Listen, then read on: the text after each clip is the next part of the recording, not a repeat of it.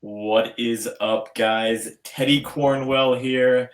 Welcome to the Underdog Talk, the most underrated podcast on earth. And ladies and gentlemen, there's something about the underdog, but today you see him. We have an absolute beast on the podcast, muscles out, guns blazing, hat backward, the big fella, Jason Lowe. What is up, sir? How you doing today, man? I'm good, man. I'm good. And unlike what I heard a comedian say the other day that if you're over 35 and you wear a hat backwards, you're hiding a bald head. But I got a thick head of hair still, man. So that comedian was fucking wrong. Yeah. And I've got to think about that. Hopefully, I'm not going bald yet. But when I do, I'll think back to what you said. I'm hiding that I'm too lazy to do anything with my hair. That's all I'm hiding. That is fair enough, Jason. We're on the same page. I do not put anything in my hair, nor care enough. I get the ladies either way. Now I'm totally playing. And ladies and gentlemen, I mean, again, one more time, the big fella, Jason Lowe, or as some might know him, IFBB _ Broku. Jason, are you a big anime fan or something, bro? Something like that, man. At least you understand what it's from. You know, I get a lot of questions. I know some people thought Broku was my name for the longest time. They just that's what they thought my name was. They didn't even realize. They never looked down and read Jason Lowe. They just see Broku, and I would get called Broku all over the place. You see, I cannot take credit. I don't think I've watched a day of it in my life, but I understood the reference. And also another thing, Jason, have you ever looked up Jason Lowe bodybuilding? Like Google? Yes. I think somebody else has shown it to me before. And one of the things that pops up is how tall is Jason Lowe? Oh, really? Yes. How tall is Jason Lowe bodybuilder? So I knew that it was you, to which the answer says 5'8.5". Jason, you really had to add that half of an inch, didn't you, man? Well, you know what? The IFBB took it away because back when I did classic physique, if I had been 5'8.5", I could have been another 8 pounds on stage. But they always measured me 5'8" on the dot, which made me have to be 192. So that's one of the reasons why I couldn't stay in classic. I could not make weight anymore. I actually had no clue that 0.5 was that big. Dude, a quarter of an inch. If I could have been 5'8.25", I could have been 200 pounds. Wow. It's that big a difference, man. That is insane. I had no clue that was a thing in bodybuilding. Oh yeah, and when I would be in the off season, I was 5'8.5", 5'8.25". When you deplete so far down, you're sucking all the water out of your body. You know, you're so depleted and everything, the bottom of your feet get a little flatter, and you can lose a quarter of an inch easy, and every single time. Man, so it was rough. Well, Jason, I did bodybuilding once, and I did okay, but if I do it again, I cannot lose any inches on my body. I'm standing in at 5'6", ladies and gentlemen. As you know, I cannot get below that. That would not be good. So enough about Google height. Jason, $1 million question, sir. Why bodybuilding? Oh, man. So I've always enjoyed working out. That's just always been my outlet. I remember when I was, I don't know, probably in elementary school, 4th, 5th grade, my parents I'd get in trouble. My parents send me to my room. I'd go in there and start curling some dumbbells, doing some push-ups. It was just always my outlet was, stress relief. I loved working out. I was on the weightlifting team all through high school. Then honestly, after high school, I kind of drifted off down a bad road, partying and just doing stupid things, getting into trouble. And when I started working out again, and I never stopped, but it was maybe once a week type thing, get a pump before going to the club. But whenever I started getting back into it a little more regular, one of the trainers at the local gym I was going to asked if I ever thought about doing a bodybuilding show. And I was like, no, and put a bikini on and stand in front of a bunch of people. I was like, hell no, but I thought about it and I was like, you know what? I'm coming in here with no goals in mind, nothing to strive for, nothing pushing me to be better, just coming in here and doing, some weightlifting and stuff. Yeah. So I decided to give it a try just to give myself like a solid goal to work towards. And it just, snowballed from there. And honestly, as cliche as it sounds, it literally probably saved my life. The road I was going down with the partying and, drinking and doing stupid things, like I would either be, in prison or not here, probably. And same, same. I mean, I was in college too. I was a jackass. I was an idiot. I would go out every weekend. That's what I would look forward to, Yeah. I'm so glad, you were obviously able to find that why in life, because obviously the bodybuilding world is so much better with Jason Anime Lowe in bodybuilding. And obviously, something that really interests me, and obviously I've spoke to many high-level bodybuilders on this podcast, but what really interests me about you, Jason, is you actually made the switch from the classic to then 212. So the $1 million question, I guess, right, 2 million now, why that switch? Because obviously that is a big difference. And you talked about the weight. Was there another reason that you wanted to go up to 212? Because this is bodybuilding. It's not body maintaining. I couldn't get any better in classic. I was capped out. I would grow in the off season, and then I'd have to lose muscle every single time I wanted to cut down and do a competition. So my body naturally just wanted to grow. Yes. So, it was a yo-yo effect of grow, lose muscle, grow, lose muscle. So honestly, the only reason I even did the second year as a pro in classic was because I was already qualified for the Olympia. I did the very first qualifier for the 2019 Olympia, which was the 2018 San Antonio Pro. And so I was the first person qualified for the next year's Olympia. And that's the only reason I even did Classic Physique 2019, because I was already qualified for the Olympia. So it was such a struggle to make weight.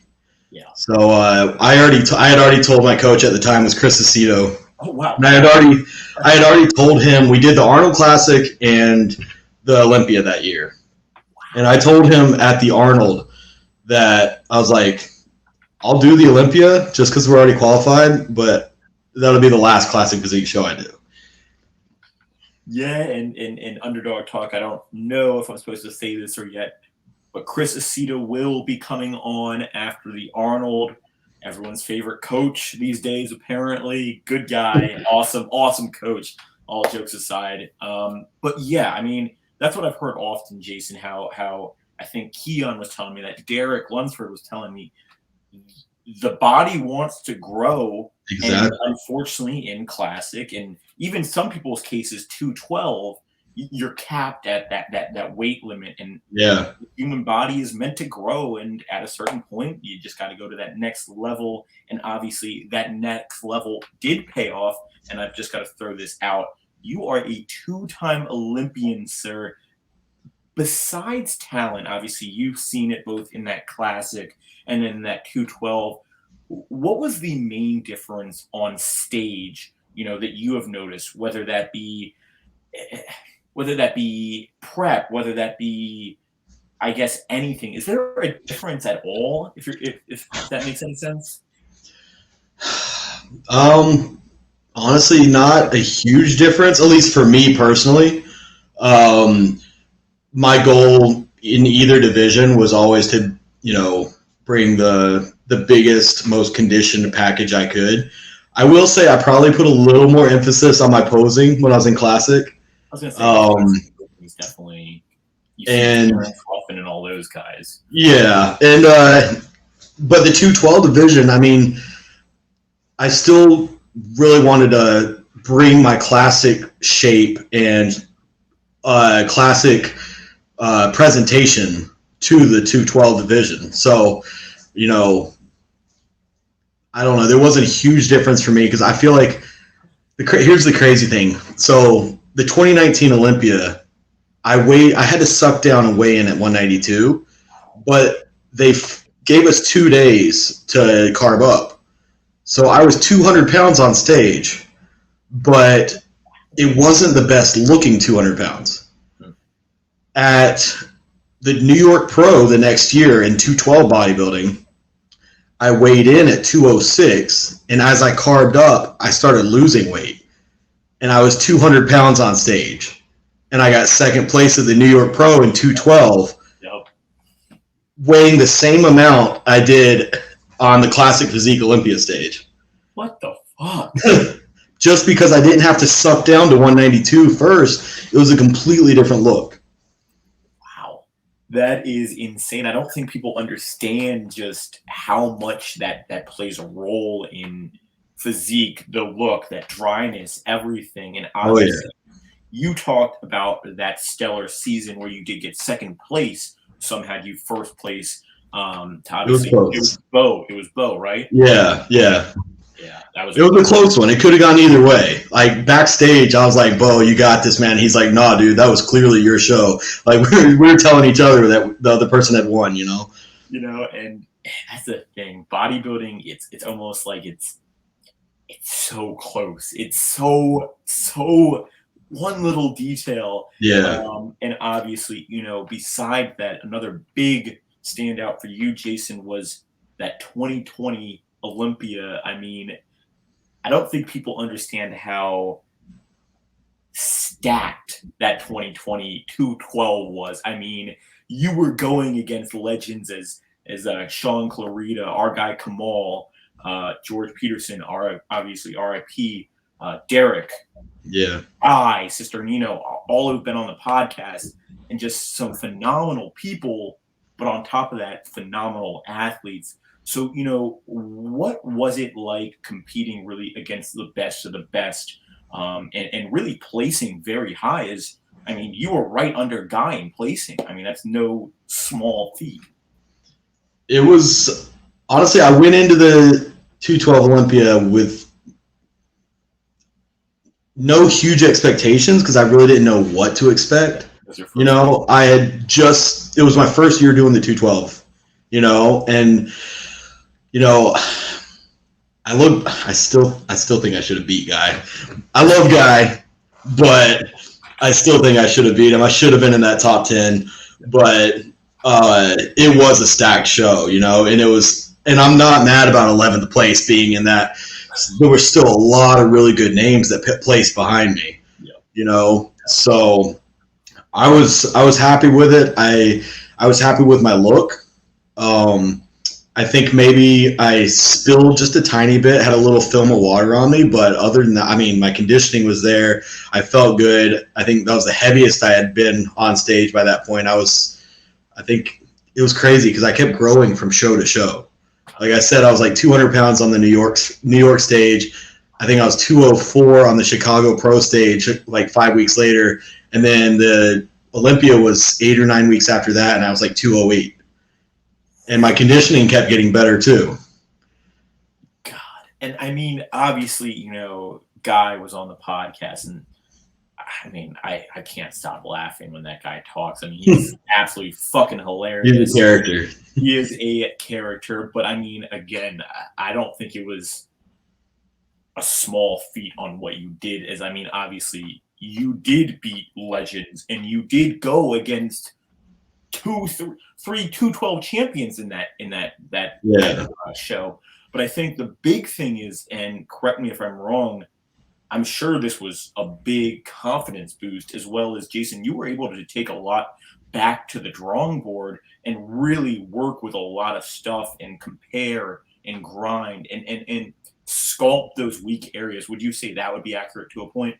Yeah, I definitely think even before the Olympia, getting second at the New York Pro was a confidence boost. Just kind of made me confirm I made the right decision switching to 212, leaving Classic. I was like, okay, I fit in here. I'm hanging with everybody. And, even at the Olympia, 11th place, like I said, I'm not mad about it. It's not bad, especially my first Olympia. So, at least my first Olympia in 212. And, it was better than I placed at the Olympia in the Classic. Mm-hmm. Yep. So, Classic? Yeah, there was what, 30, 40 guys in the show. I don't remember how many guys there were, but yeah, I think I was in maybe fourth call-outs, I think, in Classic Physique Olympia. But it was, that was a stacked show too. But either way, it definitely gave me a confidence boost. And, you see yourself compared to those guys and you know what to work on. You know what you need to bring up, and you go back to the drawing board and just, push yourself to the next level. Grind that shit out. Which, speaking of the next level, we're not doing 212 this year.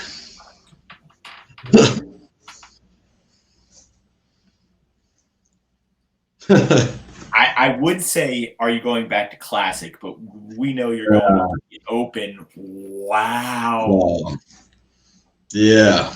Allowing the body to grow even more. And obviously, ladies and gentlemen, Jason, you took the 2022 season off, which, again, I always mark on how I didn't realize how important it was to take off a season and grow and grind, work on that muscle maturity. As Martin Fitzwater and Terrence Ruffin both were like, yeah, we took this year off and it was the best year we've ever had, able to pinpoint weaknesses, able to mentally come back better. And the Open, wow. And so one small correction.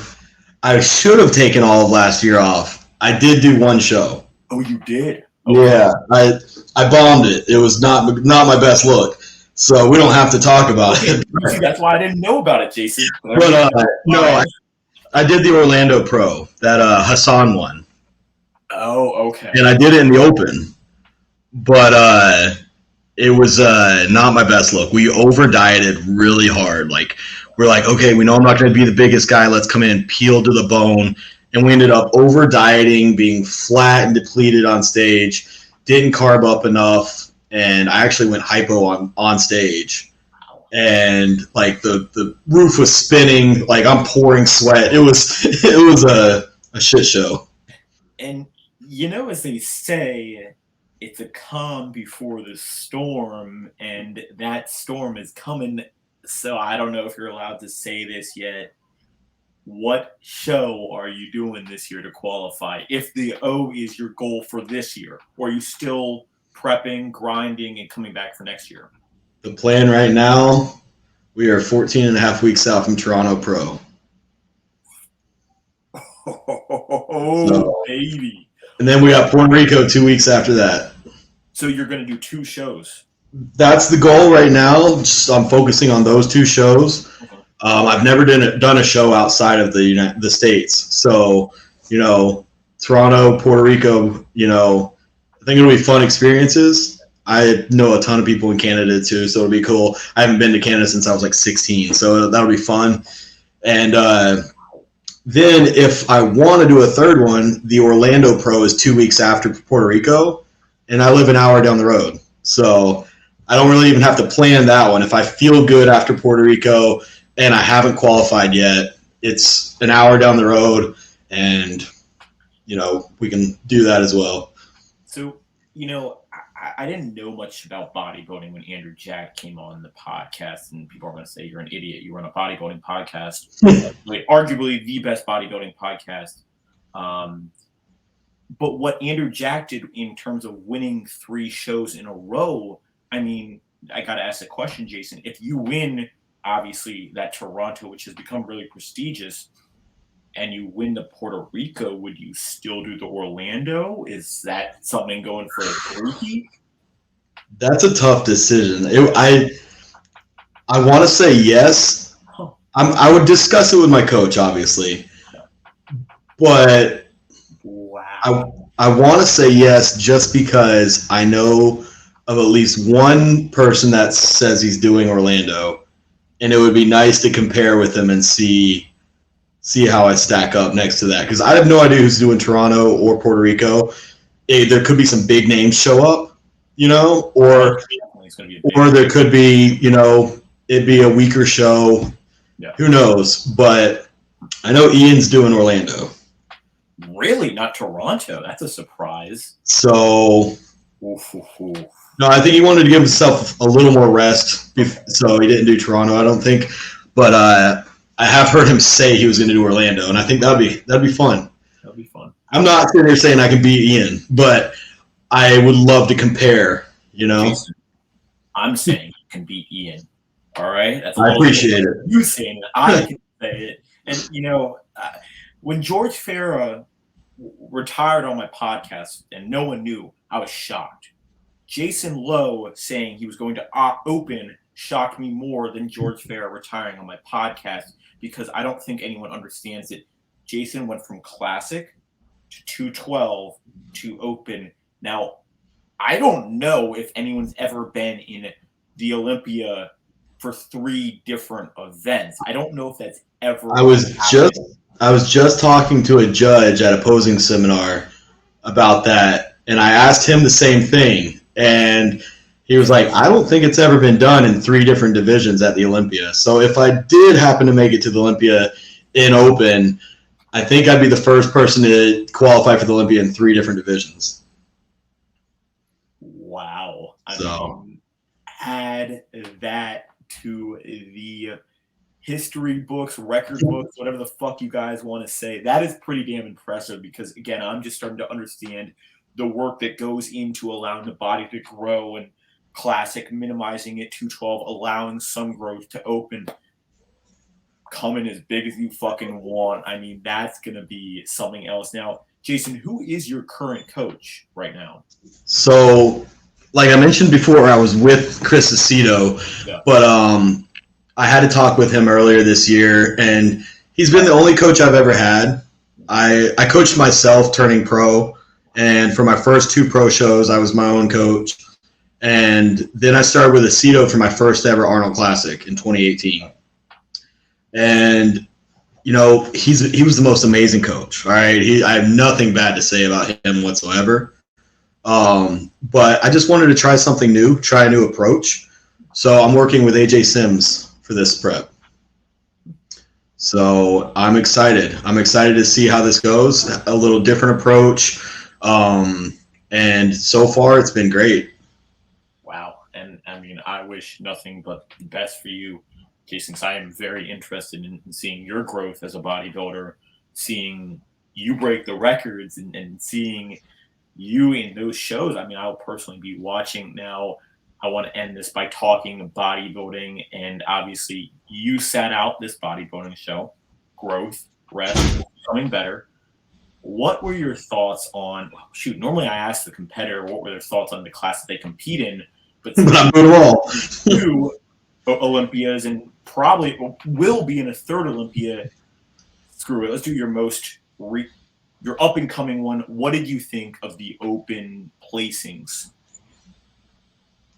I feel like top 3 could have flip-flopped either way, but they got it right. I feel like it was very close between the top 3. They all had different attributes that could have edged out one or the other. Yeah. You know, Nick, most muscle out of all 3 of them, obviously. Yeah. And he was very conditioned. Yeah. Derek, best shape out of any of them, you know, and the freaking amount of muscle he put on from last year to this year, just mind-blowing. But then Hottie was kind of like a good mix between the 2, you know? Yeah. So great conditioning, not as hard as normal, but they brought a bigger package. So like I feel like it was a good in between the 2. And then honestly, I would have had Samson in 4th. A lot of people would. Yeah. I had that too. I even had tomorrow's guest, Hunter Labrada, I had that too. I had Hottie, just because I think, and you know, Nathan Dash was telling me kind of what bodybuilding should be. Nothing kind of monstrous, just a beautiful physique. Exactly. Samson has it all, man. Yeah. I mean, there are certain areas that can still improve. Yeah. But overall physique, he's got the size, he's got the shape. he could have been a little more conditioned, but he was in condition. Yeah. I mean, I definitely had him above. I love Brandon too, but I had him above Brandon. Brandon wasn't at his best, and he definitely should have beat Rami, in my opinion. And I think I've asked a lot of stars, and they say 1, 2, 3. You can't argue on that. 4, 5. I had 4 Samson, 5 Andrew Jacked. I would even had said 6, possibly even Hunter. Looking at 7s, 8s, Big Ramy, Brandon Curry. But I think the judges made perfect decisions. And I've got to ask you this, Jason. Obviously, when we had Derek Lunsford on the show, again, bodybuilder fans are going to go crazy. I honestly didn't even know he won the 212 bodybuilding. That's how new I was into bodybuilding, and I shouldn't even admit that on my own podcast. But what that guy's done, now realizing it, has changed the game. And now as someone who classic 212 to open, how much more of a confidence boost was that to you that, okay, and even Hadi was in 212, so the 1 and 2 were 212ers. So how much of a confidence boost was that to you, Jason, that, okay, these guys are getting first and second in the open, fuck it, why not? How much did that help influence your decision? I mean, it's definitely cool to see people come from the 212 and actually not just hold their own, but dominate, really put their mark on it. And it's good to see the judges reward that instead of just rewarding the biggest, most absolute monster on stage, but someone that brings muscle, shape, conditioning, like the whole package. Because, I mean, I do feel like there was several years there where they weren't really rewarding that. If somebody was smaller, they kind of got overlooked. Yes. So I'm really excited to see the Arnold and see what the hell they do with Sean. Like I want to see what are they going to do with Sean, because he's got to be one of the most complete bodybuilders on that stage, but he's going to be 100 pounds smaller than some of the guys. That is true. So I mean, that's going to be interesting. And I mean, I've got to then counter that with, I've got to shout out our guy Kamal, because he's also going to be there sitting lesser, and people. I was just with Kamal on Saturday, and the nicest guy in the world, I swear. Super nice. And what people don't understand about Kamal is he's like 54, and when I was on my show, when he was on the show, I was like, so you're like 22, and and I actually had Kamal winning this year, and I know people will clown me for that, but I mean the consistency to me is what just wows phenomenal. Me. 4 or 5 years of either first, second, or third. Again, it's kind of unheard of. Now, Jason, I kind of want to wind this down and ask you. You've really, normally I say to the guests, you've really seen it all in bodybuilding. No, you really have seen it all in bodybuilding. So what is your biggest tip for someone who is looking to become a bodybuilder like you once were, sir? Man, that's hard. The biggest tip, besides just consistency, is going to be the main thing. But, man, I don't know. In my head, the main thing I'm always thinking about is just I can always be better. I'm always striving to be better than I was last time. And this is going to sound really nerdy, but that's me. I'm nerdy. So I literally think of every prep, every off season, every workout like a video game. Like I'm going in, I'm gaining experience, I'm leveling up. Then I go take on the boss fight at whatever show I'm competing at. I try and beat the boss. I go back in the gym. I gain more experience. I level up. I try and go beat the next boss. That's just my nerdy way of thinking about it. I fucking love it. That might have been the most interesting yet genuine response I've ever received on this show. And that is saying something, Jason.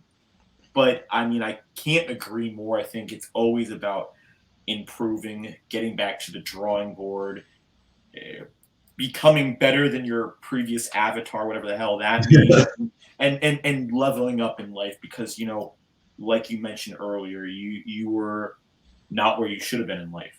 You leveled up, you became better, and that's what we all need to kind of remind ourselves. Yesterday was yesterday. How are we going to become better today? Level up, beat that boss. Exactly. I don't care if you're beating that boss each day. At least try and fight the boss. Don't try and fight your boss in real life, ladies and gentlemen. Try and fight that thing that is holding you back. I mean, ladies and gentlemen, Broku, Jason Lowe, sir, it actually has been one of the biggest honors and privileges to have you on the podcast. Now, before we go, the floor is yours, sir. Where can we find that content? What's that code? I see you're an Iron Rebel athlete. Love the closing there. The floor is yours, big fella. Oh man, I appreciate you having me on, man. Honestly, it's been great talking to you. And anytime you want to talk again, I'm here, man. It's fun. But yeah, Instagram, like you said earlier, IFBB_Broku. And then got PerformX is my supplement sponsors. And you know, great supplements. It's a smaller brand, but man, the owners it's one of those companies where the owners are like anal about every ingredient that goes in there. Super specific about the dosages and the ingredients. So like, I love the supplements and I love the way they're doing it. We're coming out with more products soon. Like you mentioned, Iron Rebel, got that as well.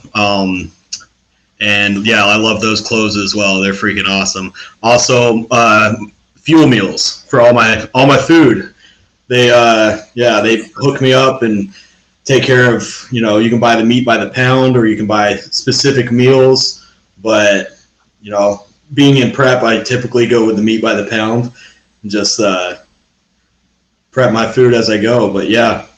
Those are my sponsors, and you can also find me on YouTube. You know, just Jason Lowe, and I do my best to keep up with all the content leading up to all my shows. So you know, keep people up to date on how my diet's going, how my prep's going, my workouts, everything like that. So kind of ride the journey with me. Hell yeah! And first person to use. What is the code for Iron Rebel, Jason? Broku.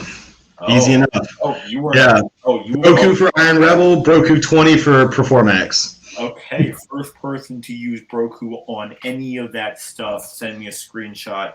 I will send you a box full of goodies and autograph from one of the legendary guests that we've had on the show. Awesome. Please run that shit up because Iron Rebel is awesome. The clothing is top tier. I mean, you know them, you know Gas, you know the industry. Iron Rebel just released a bunch of oversized tees. I just got them in the mail yesterday. They're freaking amazing. So comfortable. Well, I only wear extra small shirts, Jason, so I will not be rocking those, but I'm sure people will like those as well. I mean, ladies and gentlemen, one more time, Jason Broku Lowe, a class act. I'm excited to see what you're about to rock and roll with the Open, and I'm still a little fucking surprised. Until next time, guys, Underdog and Broku out. Have a good one, guys. Don't forget to like, comment, and subscribe.